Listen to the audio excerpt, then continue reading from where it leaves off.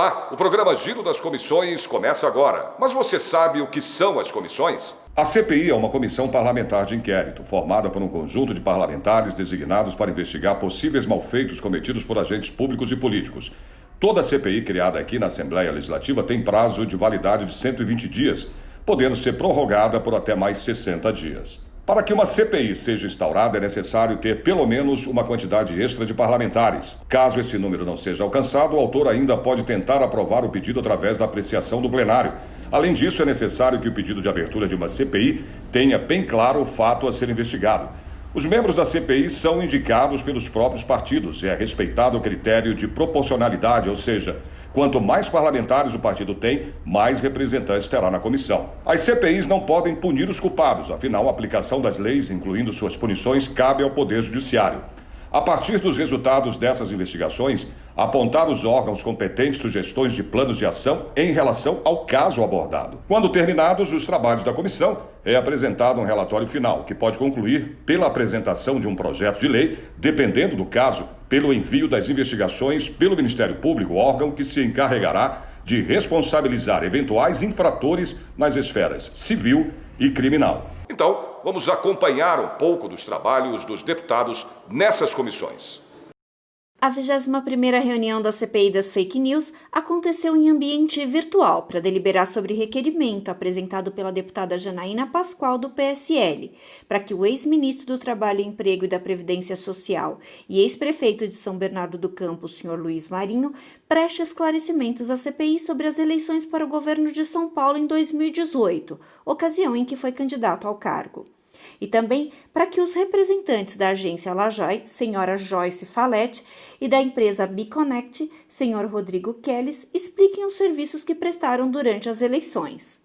O deputado Paulo Fiorilo, do PT, sugeriu que a CPI ouça também outros candidatos ao governo de São Paulo nas eleições de 2018. Estava agendado para esta sessão da CPI das Fake News a oitiva do presidente nacional do PTB e ex-deputado federal Roberto Jefferson.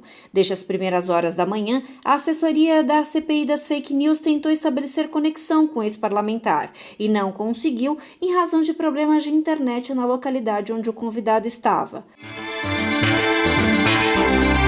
Vamos lá, então. A pauta de hoje, o item 1, requerimento de autoria da deputada Janaína Pascoal, requerimento 67 de 2020, que requer, nos termos regimentais, que sejam convidados os ex-ministros do Trabalho e ex-prefeito de São Bernardo, Luiz Marinho, a representante da agência Lajoi, senhora Joyce Moreira Faletti, e o representante da empresa Biconnect, senhor Rodrigo Kellis, a fim de comparecerem perante essa CPI para prestação das informações de que dispõem. Estamos em discussão em relação... Pela ordem, presidente. Com a palavra a autora do requerimento. Eu gostaria de explicar, né, não só a oportunidade do requerimento, mas também a importância, até para a preservação dos trabalhos da CPI.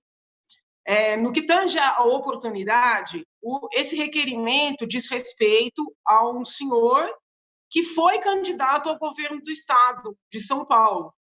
E houve várias notícias de que teria ocorrido uma corrente de divulgação de fake news, inclusive com contratação de agências, pelo Twitter.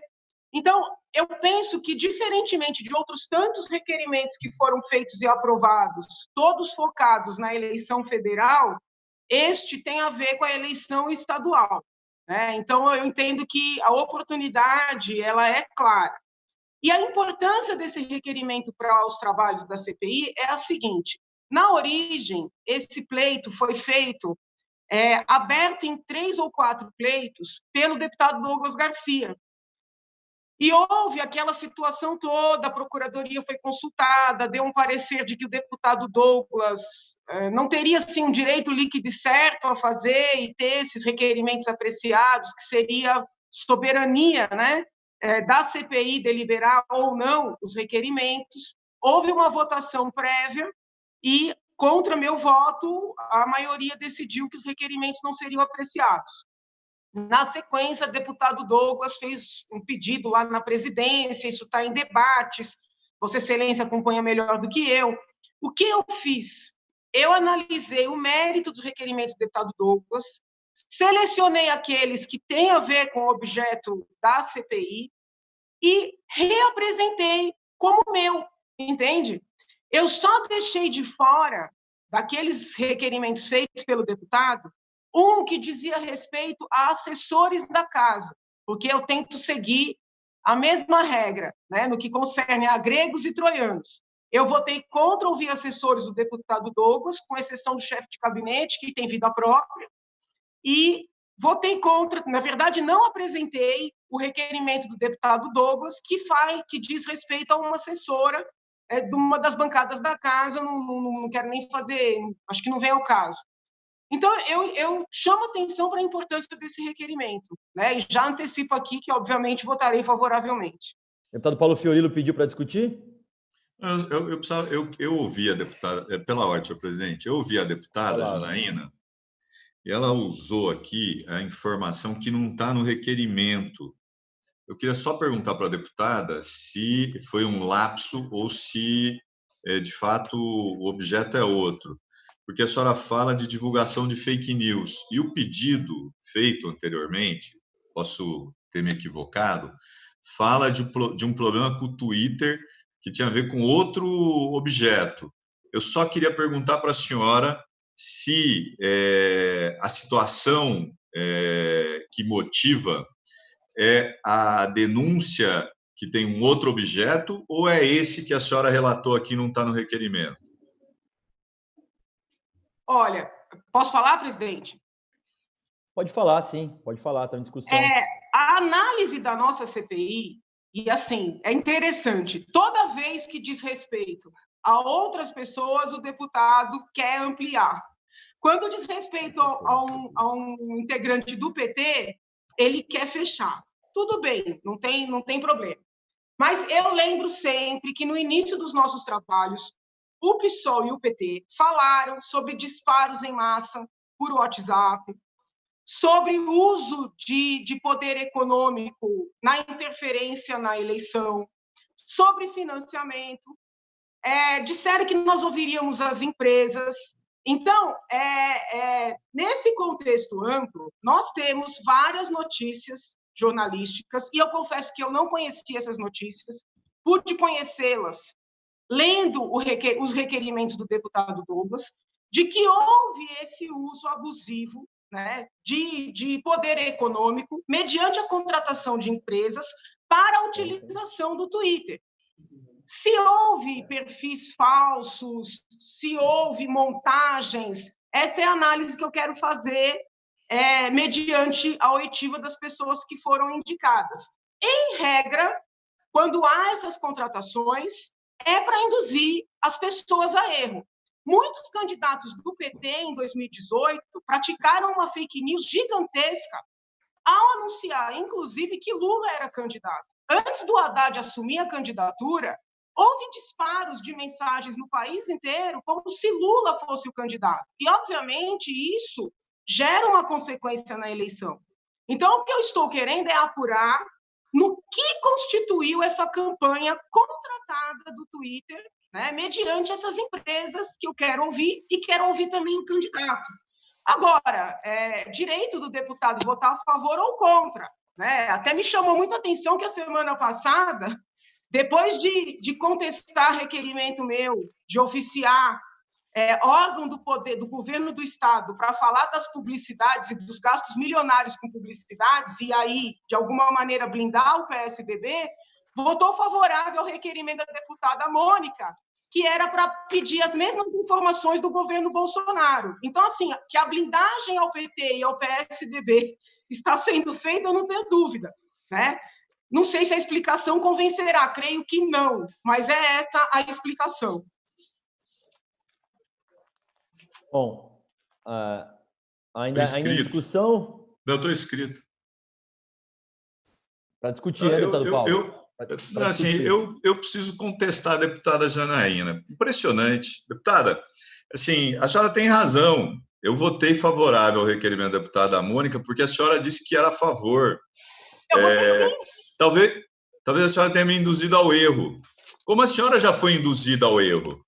e votou sim num requerimento meu. E eu jamais usei esse argumento para combater a sua postura, que a senhora votou a favor de convidar um empresário, que a senhora tinha uma outra linha. A senhora se lembra? Então, assim, eu talvez tenha sido induzido ao erro, porque a senhora falou que era favorável, eu achei que não havia a discussão anterior. Mas se a senhora quiser usar esse argumento, eu não tenho problema para rebatê-lo, porque nós estamos discutindo fake news. A senhora está discutindo ideologia. A senhora se pauta nessa CPI pela discussão ideológica, e não pela discussão de objeto. A senhora prefere fazer o ataque ao PT como uma acusação dessa, que o Lula era candidato, quando ele podia ainda ser candidato, porque não havia decisão contrária, para dizer que é fake news. Eu podia perguntar para a senhora, como é que a senhora, que não teve tempo de TV, que não gastou na campanha, alcançou 2 milhões de eleitores? É uma pergunta. Eu podia fazer. Eu não vou fazer. Desculpa, eu estou com a palavra, eu respeitei a senhora. Presidente, muito obrigado. Aqui é assim, quando a gente está com a palavra, a gente tem que ser respeitado. A senhora não ganha... Presidente, eu vou parar de falar, porque é uma falta de respeito. A deputada não sabe respeitar o regimento. Eu vou pedir para que os colegas possam respeitar a palavra. Nesse momento está com a palavra o deputado Paulo Fiorilo, em discussão do requerimento 1. A deputada Janaína, na sequência, se inscreve e responde, continua a discussão. Devolvo a palavra ao deputado Paulo Fiorilo. Muito obrigado, senhor presidente. Depois de 1 ano e 6 meses, a gente precisa entender como é que funciona o debate no parlamento. Quando um está com a palavra, o outro escuta. Eu escutei, ouvi a deputada me acusar, não falei nada, fiquei quieto. Agora, eu não posso rebater, eu não posso contestar. É impressionante. Então, eu queria terminar aqui, senhor presidente, dizendo o seguinte: eu tenho um foco nessa CPI. Se o foco incomoda a deputada, ela tem que dizer, porque, assim, quem produziu grandes fake news não fomos nós do PT, não fomos. Quem inventou mamadeira de piroca, quem inventou kit gay, não foi o PT. A senhora sabe, a senhora pode não querer reconhecer. Aliás, a senhora devia reconhecer, porque isso faz parte da história. E quando a gente, que teve a oportunidade de estudar, de refletir, de entender, a gente fala assim, puta, é verdade, tem erro, tem que reconhecer, vamos apurar. Agora, se é o debate só pelo debate, a gente faz qualquer coisa, a gente fala qualquer coisa. Eu não faço isso. E vou reconhecer aqui publicamente, talvez não devesse ter votado o requerimento da deputada Mônica, porque a minha linha é outra. Depois que eu votei, eu não tive a coragem de fazer o que a senhora fez. Presidente, troca meu voto. Por quê? Porque eu já tinha votado. Eu reconheço o meu erro, eu não tenho problema. Até porque eu tenho foco. Foco tem produção de fake news? Quem pagou? Quem é que divulgou fake news nesse país? Aliás, eu acho que a gente devia convidar alguns outros candidatos. A gente devia trazer o candidato a governador, Márcio França, para ele poder explicar se ele se sentiu ofendido pelas fake news. A gente devia trazer o Dória, para ele poder dizer se ele foi atingido por fake news. Eu não tenho nenhum problema, se for para discutir fake news, eu não protejo o PSDB. Eu não faço isso, diferente de alguns deputados que votam a favor do PSDB, das políticas que tiram direitos dos trabalhadores. Pergunte aos aposentados o que significou a reforma da Previdência para eles. Quem pagava 130 vai pagar R$800. Esse é o debate que nós vamos fazer com relação ao PSDB. Agora, se desfocar, não terá o meu voto. Não terá. E faço aqui o reconhecimento público. Errei, não devia ter votado no da Mônica, mas jamais vou usar isso. Do mesmo jeito que eu jamais vou usar o argumento que a senhora votou para trazer um empresário. Por quê? Porque a senhora reconheceu, como eu estou reconhecendo. Então, eu queria terminar dizendo o seguinte, senhor presidente. Essa CPI ela precisa ter foco. Nós estamos patinando. E vou concluir. Se a gente não entrar no centro do debate, nós vamos ficar na periferia.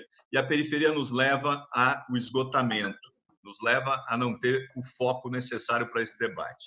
Então, eu queria deixar aqui essas observações, dizer que eu li o requerimento da deputada, e se a deputada trouxesse o fato da fake news, eu entenderia. Nesse caso específico, não trata de fake news, mas como a deputada tem tratado de coisas que não têm a ver com o foco daqui, vamos para a votação, não tem problema. Ainda em discussão, vou passar a palavra à deputada Janaína Pascoal, com a palavra para discutir. É só uma ponderação. Caso o deputado Paulo entenda que seria importante ouvir o candidato a governador, né, o senhor Márcio França, e o atual governador, o senhor João Dória, eu votarei favoravelmente. Se ele entender que precisamos ouvir, além do candidato do PT, também os candidatos dos outros, para que eles digam se sentiram de alguma maneira ofendidos, eu votarei favoravelmente, porque é São Paulo, né? A rigor, nós temos que investigar São Paulo. Obrigada, presidente. Bom, encerrada a discussão aqui, passaremos então à deliberação do item 1 da nossa pauta. Como vota a deputada Janaína Pascoal? Eu voto sim, senhor presidente. Registrado. Como vota a deputada Carla Morando? Eu voto sim, presidente. Registrado. Como vota o deputado Sargento Neri? Voto favorável, presidente.